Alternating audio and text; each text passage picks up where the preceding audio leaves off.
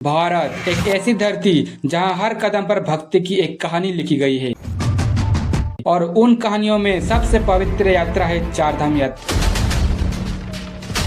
एक ऐसी spiritual journey जिसे हर हिंदू जीवन में एक बार जरूर पूरा करना चाहते हैं। बद्रीनाथ जहां विष्णु ने नर नारायण के रूप में तपस्या की, रामेश्वरम जहां राम ने शिवलिंग स्थापित किया, द्वारिका जहां कृष्ण ने अपना राज्य बसाया और पुरी जहां विष्णु ने जगन्नाथ के रूप में अवतार लिया। ये सिर्फ चार मंदिर नहीं, ये है चार युगों का प्रतिनिधित्व करता है, चार दिशाओं में भक्ति के प्रकाश और चार कदम मोक्ष की ओर। आज के इस वीडियो में हम करेंगे एक ऐसी यात्रा की शुरुआत जो सिर्फ शारीरिक नहीं आध्यात्मिक है।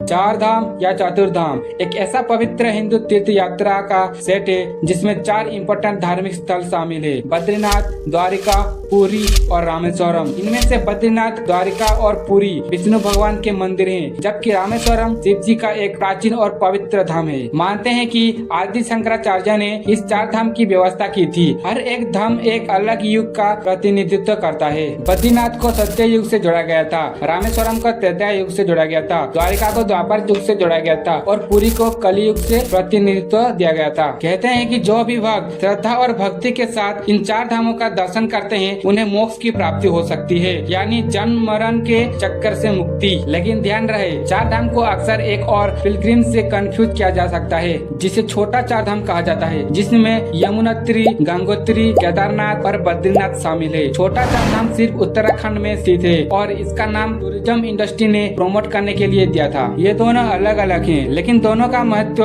भक्तों के लिए अत्यंत गहरा है। हिंदू पुराणों कथाओं के अनुसार बद्रीनाथ की महिमा तब से है जब भगवान विष्णु के अवतार नर और नारायण ने यहाँ कठोर तपस्या की थी। उस समय इस पूरे क्षेत्र में काफी सारे बेरी के पेड़, बद्री वृक्ष उग गए थे। इस वजह से इस जगह का प्राचीन नाम बदरिका वन यानी बेरियों का जंगल पड़ा। कहा जाता है कि जब नर नारायण तपस्या में लीन थे तो उन्हें धूप और बारिश से बचाने के लिए एक विशाल बेरी का पेड़ उनके ऊपर उग गया। लोकल विश्वास के अनुसार ये पेड़ कोई और नहीं बल्कि लक्ष्मी माता थी, जो नारायण को सुरक्षा देने के लिए स्वयं पेड़ बन गई थी। जब तपस्या संपन्न हुई तो नारायण ने घोषणा की कि भविष्य में लोग हमेशा उनका नाम लेने से पहले लक्ष्मी का नाम लेंगे, इसलिए हम कहते हैं लक्ष्मी नारायण। सत्य युग में इस पवित्र स्थान को नर नारायण की तपस्या के कारण बद्री के नाथ यानी बद्रीनाथ के रूप में जाना जाने लगा। आज ये मंदिर उत्तराखंड के चमोली डिस्ट्रिक्ट में अलकनंदा नदी के किनारे स्थित है और ये करोड़ों भक्तों के लिए श्रद्धा का केंद्र है। दूसरा धाम रामेश्वरम त्रेता युग से जुड़ा है। यहाँ भगवान राम ने एक शिवलिंग का स्थापन किया था और लंका विजय के बाद रावण जो शिव भक्त था उसके वध का प्रायश्चित करने के लिए शिव जी की पूजा की थी। ऐसा माना जाता है कि राम के पांव के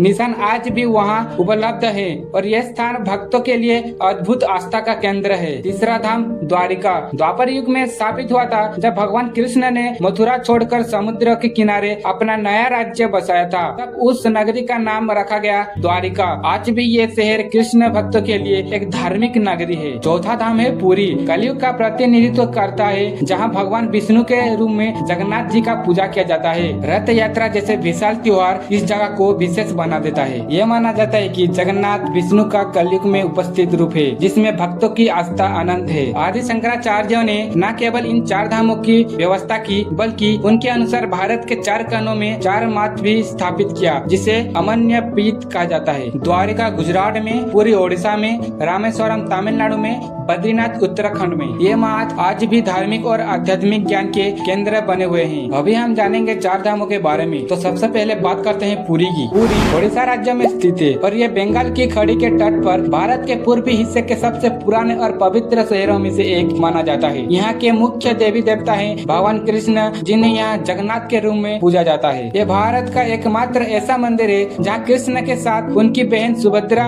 और भाई बलभद्र दोनों की एक साथ पूजा होती है। ये तीन मूर्तियाँ एक ही वेदी पर स्थापित है, जो भक्ति और पारिवारिक बंधों की अद्भुत प्रतीक है। पुरी के जगन्नाथ मंदिर के इतिहास के अनुसार सबसे पहली बार इस मंदिर का निर्माण अवंती के राजा इंद्रद्युम्न ने करवाया था, लेकिन आज जो विशाल जगन्नाथ मंदिर हम देखते हैं उसका पुनर्निर्माण 10 सेंचुरी के दौरान पूर्वी गंगा वंश के प्रथम राजा अनंत वर्मन चोड़गंगा देव ने किया था। उन्होंने पुराने मंदिरों के स्थलों पर एक विस्तृत और भव्य मंदिर कॉम्प्लेक्स बनवाया, जिसमें जगन्नाथ के अलावा कोई अन्य देवी देवता के मंदिर भी हैं। पुरी के इस पवित्र धाम में स्थित है एक और अति महत्वपूर्ण स्थान गोवर्धन मठ, जो आदि शंकराचार्य द्वारा स्थापित 4 अमन्य पीठों में से एक है। ये मठ भारतीय संप्रदाय के मुख्य केंद्र है और यहाँ से पूर्वी भारत में वेद और आध्यात्मिक ज्ञान का प्रचार होता है। अब बात करते हैं रामेश्वरम के बारे में। रामेश्वरम भारत के दक्षिणी छोर पर तमिलनाडु राज्य में स्थित है। ये जगह हिंदू धर्म में एक अति पवित्र तीर्थ के रूप में जाना जाता है। किंवदंती के अनुसार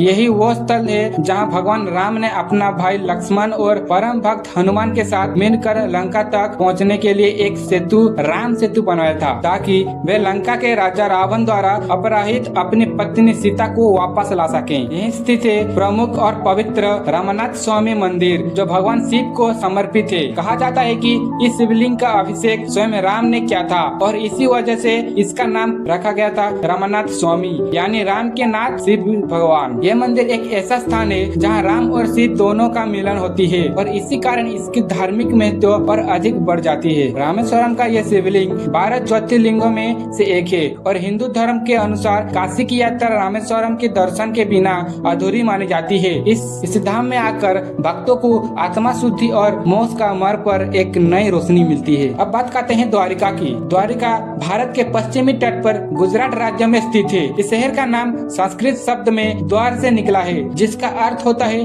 गेट या प्रवेश द्वार। द्वारका को धार्मिक रूप से मोक्ष का द्वार भी माना जाता है। पुरानी कथाओं के अनुसार द्वारका वही जगह है जहाँ भगवान कृष्ण ने मथुरा छोड़कर अपना नया राज्य स्थापित किया था। कृष्ण ने यहाँ एक अद्भुत और समृद्ध नगरी बनाई थी, जो सोना चांदी से सजी हुई बताई जाती है। पुरानों कथाओं के अनुसार द्वारका वही जगह है जहाँ भगवान कृष्ण ने मथुरा छोड़कर अपना नया राज्य स्थापित किया था। कृष्ण ने यहाँ एक अद्भुत और समृद्ध नगरी बनाई थी, जो सोना चांदी से सजी हुई ऐसा बताया जाता है। ऐसा कहा जाता है कि समुद्र के लगातार प्रभाव और प्राकृतिक आपदाओं के कारण द्वारका नगर 6 बार समुद्र में डूब चुकी है और जो आज हम देखते हैं वो साध्वी द्वारका है, जो प्राचीन नगर के अवशेषों के ऊपर स्थापित की गई है। आधुनिक समय में भी मरीन आर्कियोलॉजी के माध्यम से समुद्र के नीचे द्वारका के प्राचीन अवशेष मिले हैं, जिसे इसका पौराणिक इतिहास और भी मजबूत होता है। द्वारका का ये पवित्र स्थान न केवल कृष्ण भक्तों के लिए बल्कि इतिहास और विज्ञान के दृष्टि से भी एक अद्भुत रहस्य और आस्था का केंद्र है। अभी हम बात करते हैं बद्रीनाथ की। बद्रीनाथ उत्तराखंड के चामोली डिस्ट्रिक्ट में 3133 मीटर एंड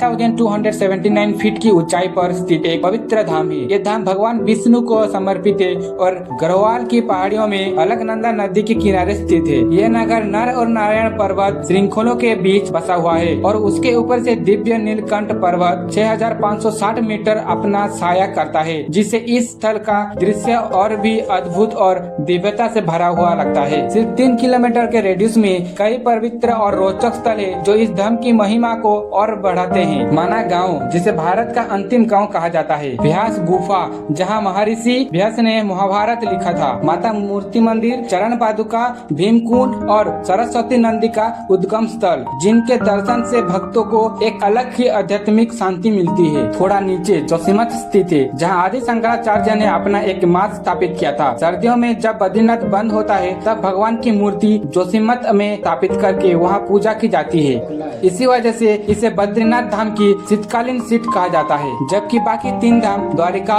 पुरी और रामेश्वरम पूरे साल खुले रहते हैं। बद्रीनाथ धाम सिर्फ अप्रैल से अक्टूबर तक ही खुला रहता है। उसके बाद ये एरिया बर्फ से ढक जाता है और यात्रा बंद हो जाती है। बद्रीनाथ को सत्य युग का प्रतिनिधि धाम माना जाता है और विष्णु भक्तों के लिए यहाँ आकर भक्ति, शुद्धि और मोक्ष का अनुभव करना एक जीवन का महान लक्ष्य होता है। आज की वीडियो में बस इतना ही। मिलते हैं एक न्यू वीडियो में, तब तक के लिए बाय, जय हिंद।